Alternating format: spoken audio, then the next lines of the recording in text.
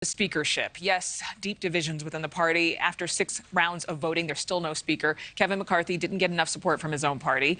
Now we're just hours away from the 7th vote, and Congress can't get back to work until the chamber has a leader. Our Joe Khalil joined us live from inside the Capitol with what we can expect today. Joe?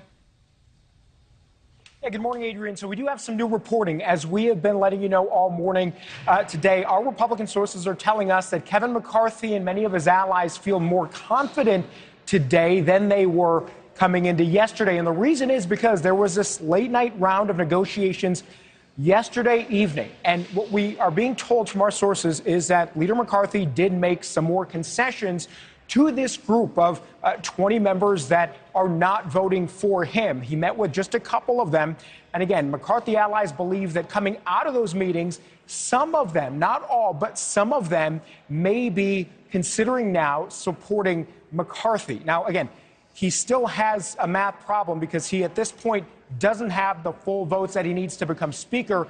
But according to our sources, McCarthy and his allies feel like they're making progress. And just a little while ago, we talked to one of those members, one of the Republicans supporting Kevin McCarthy, Congressman Troy Nehls from Texas. Here's how he laid it out for us today. So I think McCarthy's making several concessions to try to get some of those 20 on his team. They're Freedom Caucus members. I am a member of that Freedom Caucus, but I don't believe that the battle we're raging right now is the battle we should be. We can win the war and not win this battle. I do want to point out that Congressman Nehls is, as he mentioned, part of that Freedom Caucus, part of this group that, typically makes these kinds of demands. But he is not one of those groups that's actually opposing Leader McCarthy at this point. But, Adrian, just gives you a sense of what is being talked about here on Capitol Hill as we head into the third day now, where we're going to have even more votes here. Still a lot of uncertainty. And frankly, for Leader McCarthy, he has a numbers problem. He is not there yet, and it's not exactly clear if he is ever going to get that required number of votes. But again, his camp, his allies feel like he's making progress today.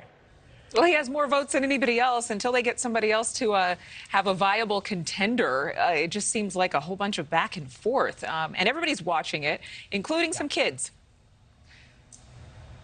Yeah, that is right. So a lot of members have been waiting for the speakership situation to finally end, because once the House is actually sworn in, you have these special moments where new members, they take their oath. It's typically a time where family members, children, spouses take pictures with the new members. And so what you're seeing are families waiting for that moment, and you got a lot of kids running around on the House floor. Now, again, there are typically rules about who can be on the floor and who can't, but because we cannot swear in a new Congress, there are no rules. So you're seeing a lot of images like this, members of Congress holding very cute babies, as you're seeing in these pictures. I actually got a chance to take an elevator ride with that baby right there, Congressman Jimmy Gomez's little 4-month-old son, who I can tell you in person is even more adorable than in these pictures.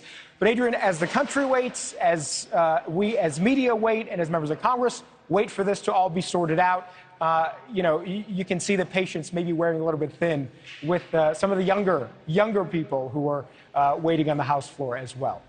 Honestly, it's kind of a nice sight to see people smiling instead of people complaining. It is. All right. And bickering. Yeah. Thank you so much. Hear what a former aide to Senate Majority Leader Chuck Schumer said about the stalemate leading to a divisive back and forth between parties.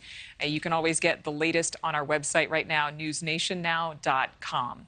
On to another big story. We're covering the suspect accused of killing 4 University of Idaho students. He's expected to make his first court appearance after being extradited from Pennsylvania. The aircraft carrying Brian